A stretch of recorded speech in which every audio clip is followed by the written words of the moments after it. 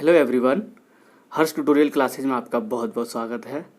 दोस्तों, हमने पिछले पार्ट में इकोनॉमी जो पढ़ा है, अर्थशास्त्र, अर्थव्यवस्था एवं उसका वर्गीकरण हमने आपको बताया पिछले पार्ट में। और ये वीडियो आप अंत तक देखें। इस पार्ट को आपको बिल्कुल सरल और आसान भाषा में इस पार्ट में भी जो उसके शब्दावलियाँ हैं और आपको रूबरू कराएंगे, आपको परिचय कराएंगे, उनका अर्थ भी स्पष्ट करेंगे। आइए देखते हैं, विषय पर आते हैं। अब उत्पादन के संसाधन और कारक, मतलब रिसोर्सेज। जो प्रोडक्शन होता है उसके रिसोर्सेज क्या क्या यूज होते हैं, क्या क्या यूज होता है उसमें प्रोडक्शन में, और क्या क्या फैक्टर यूज होते हैं। मैं उत्पादन से पहले आपको उत्पाद के बारे में बता दूं, प्रोडक्ट के बारे में बता दूं। प्रोडक्ट है क्या? प्रोडक्ट का मतलब जैसे उत्पाद, उद्योग द्वारा वस्तु एवं सेवा का निर्माण और मानवीय आवश्यकताओं की पूर्ति के लिए किया जाता है। किसके लिए किया जाता है? मानवीय आवश्यकता के लिए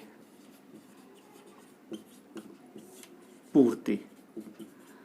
तो आप देख रहे हैं, उत्पाद उद्योग द्वारा वस्तु एवं सेवाओं का जो निर्माण होता है उसमें मानवीय आवश्यकताओं की जो पूर्ति करता है उसको हम उत्पाद कहते हैं।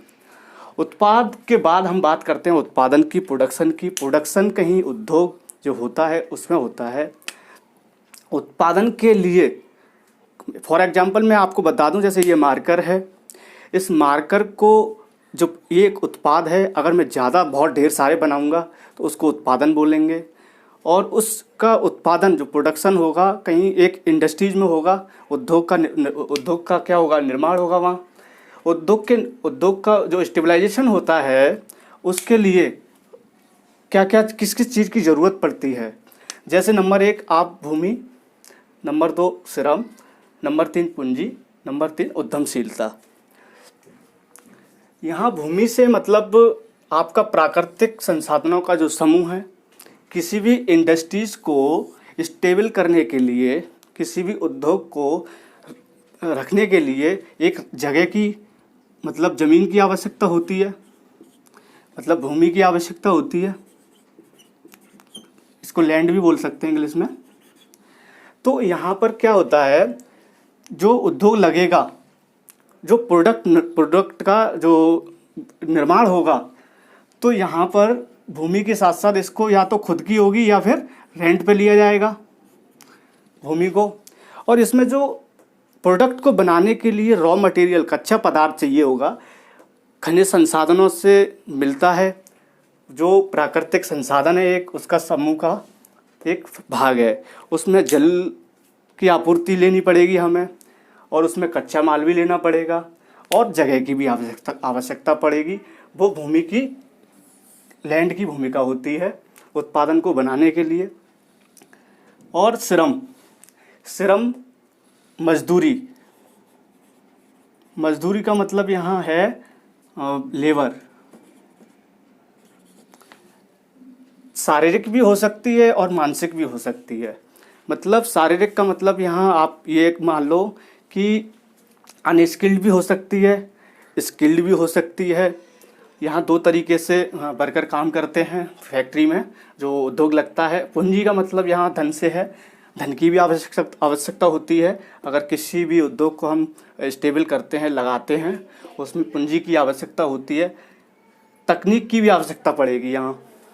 तकनीक का मतलब यहाँ मशीन से है। मशीन का भी आपको जब कोई व्यवसाय खोलते हैं और किसी भी प्रोडक्ट को बनाने के लिए मशीन की भी आवश्यकता पड़ती है। और मशीन का आयात भी किया जा सकता है, या फिर स्वतः देश से भी वो उपलब्ध कराई जा सकती है। उद्यमशीलता का यहाँ अर्थ है, जो टर्म है ये उद्यमशीलता, जोखिम के साथ, मतलब जोखिम मतलब रिस्क के साथ लाभ होता है। उद्यमशीलता का मतलब यहाँ अर्थ ये समझो, कोई इंडस्ट्रीज है, कोई उद्योग लग रहा है, उस उद्योग को डिजाइन करने के लिए, लॉन्च करने के लिए, उसको उद्योग को प्रस्तुत करने के लिए जो जिस जिस चीज़ की पूर्ति करनी होगी वो उद्यमशीलता में होता है। उद्यमशीलता का मतलब यहाँ मानो जैसे कोई उद्यम है, कोई पर्सन अगर इस उद्योग को चलाएगा, जैसे कोई उद्योगपति उद्योग लगाता है, उसके लिए किस किस चीज़ की आवश्यकता पड़ेगी। जैसे किसी ने उद्योग लगाया तो उसमें एक तो संसाधनों की ज़रूरत पड़ेगी, आपको हमने संसाधन बताया। उसमें श्रम की भी आवश्यकता पड़ेगी, उसमें किस किस स्किल्ड भी होंगे, नॉन स्किल्ड भी होंगे। फिर उस उद्योग को एक प्रबंधक जो होता है, प्रबंधन उसका मैनेजमेंट होता है, वो भी देखेगा। तो ये सारी चीज़ें उद्यमशीलता में ही आता है, उसको उद्यम जो होता है वही देखता है। उसके बाद हम देखेंगे, आप समझ गए होंगे इन चारों का अर्थ। फिर उसके बाद उत्पादक के संगठक, मतलब इंग्रेडिएंट ऑफ प्रोडक्टिव। नंबर 1 उपभोक्ता मतलब कंज्यूमर। कंज्यूमर में किस किस की भूमिका, व्यक्ति भी हो सकता है, एक संस्था भी हो सकती है, और सरकार में केंद्र और राज्य भी हो सकता है। उत्पादक की जो भूमिका है, व्यक्ति, संस्था और सरकार, इनकी उत्पादक में भी और उपभोक्ता में भी भूमिका होगी। सरकार का भी भूमिका होता है। सरकार का यहाँ रेगुलेशन करती है सरकार। रेगुलेशन का मतलब यहाँ नियामक की भूमिका निभाती है, नियंत्रण की। और वित्तीय क्षेत्र मतलब वित्तीय क्षेत्र में फाइनेंस सेक्टर होते हैं। कोई उद्योग लगाता है, उसके लिए मनी की आवश्यकता होती है, धन की आवश्यकता होती है, और तकनीक की भी आवश्यकता होती है ना, और लेबर की भी आवश्यकता होती है।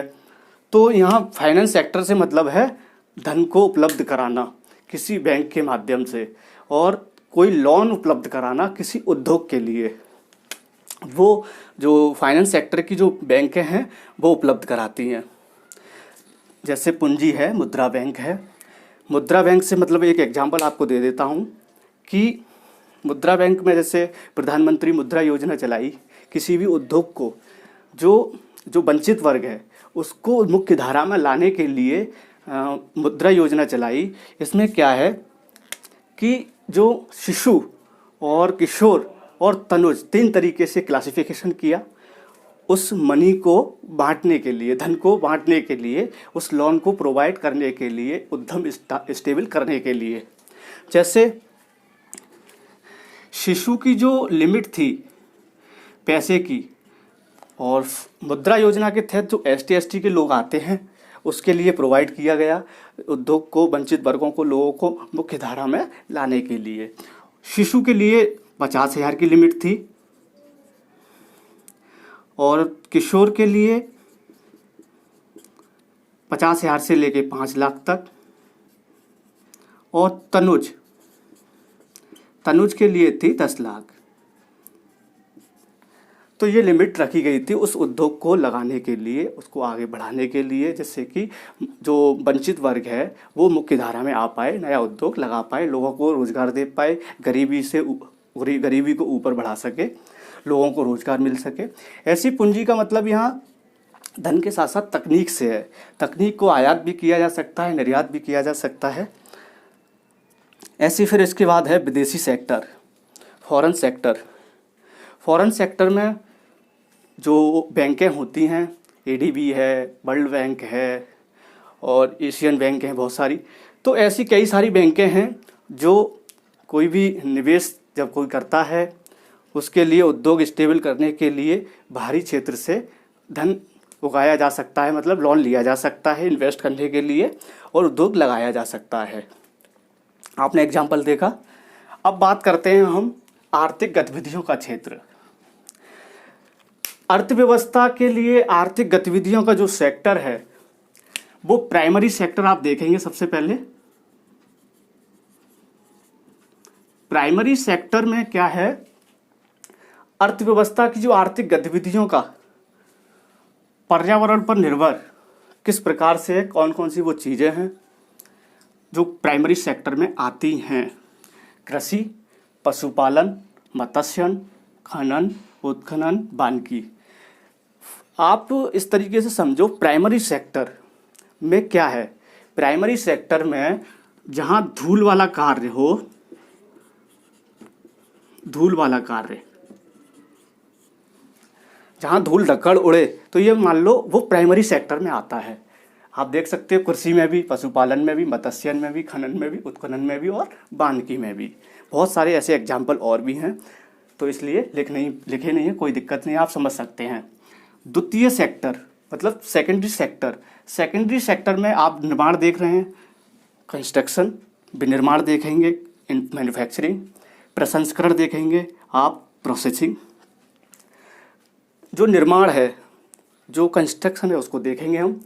इसमें क्या है, जैसे सड़क है, सरकार, राज्य सड़क का निर्माण करता है, नहर का निर्माण करता है, मकान का, ब्रिज का, एयरपोर्ट का निर्माण करता है। तो उस निर्माण के लिए जो सेकेंडरी सेक्टर में आते हैं, श्रम की उत्पादकता कैसी होगी, कम होगी। श्रम की उत्पादकता कैसी होगी, कम।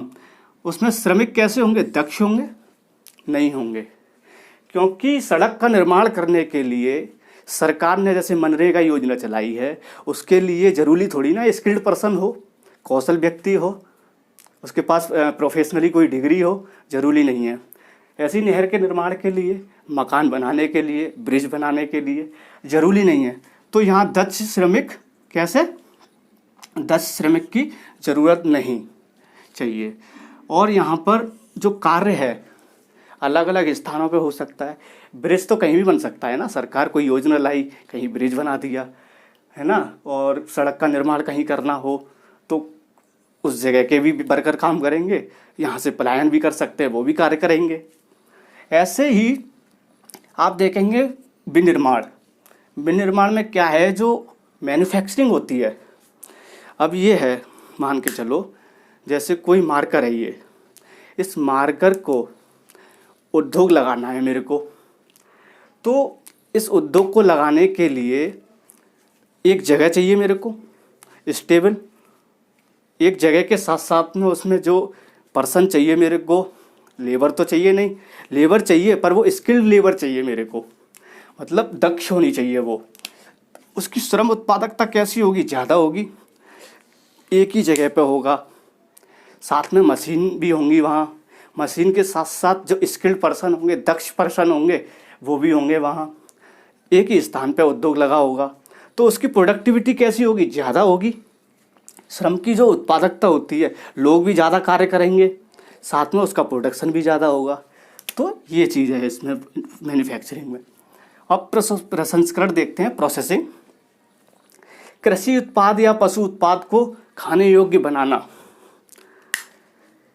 तो प्राइमरी रूप से देखते हैं हम, ये प्राथमिक, मैंने पूरा नहीं लिखा है, यहाँ आप लिख लेना प्राथमिक प्रसंस्करण, यहाँ द्वितीयक प्रसंस्करण, यहाँ तृतीयक प्रसंस्करण।